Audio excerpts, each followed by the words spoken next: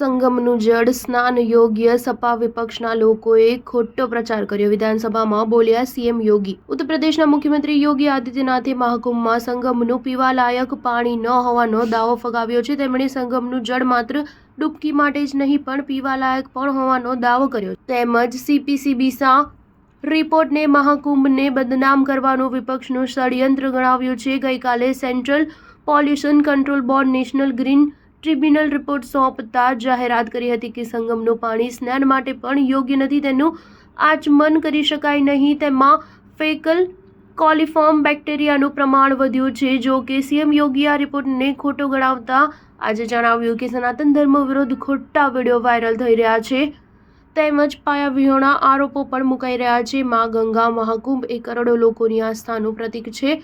પ્રયાગરાજમાં ચાલી રહેલા મહાકુંભના મેળામાં કરોડો લોકો આસ્થાની ડૂબકી લગાવી રહ્યા છે. સંગમનું જળ ડૂબકી માટે જ નહીં પણ પીવાલાયક પણ છે. સપા અને વિપક્ષના આ મામલે ખોટો પ્રચાર કરી રહી છે. સીએમ યોગીએ વિધાનસભામાં વિપક્ષને કહ્યું કે ધ્યાન આપો, આ ઉર્દુમાં નથી, આ શાયરી હિન્દીમાં છે. એમ પણ સપાના સંસ્કાર જ આ છે કે સારી બાબતોનો વિરોધ કરે છે. બડા હસીન હૈ ઇનકી जुबान का जादू लगा के आग बहारों की बात करते हैं. जिन्होंने रात को चुन चुन के बस्तियों को लूटा वही अब बहारों की बात करते हैं. સીએમ યોગીએ સમાજવાદી પાર્ટીના સોશિયલ મીડિયા હેન્ડલની ભાષા અંગે આપત્તિ વ્યક્ત કરતા કહ્યું કે આ કોઈ સભ્ય સમાજની ભાષા નથી.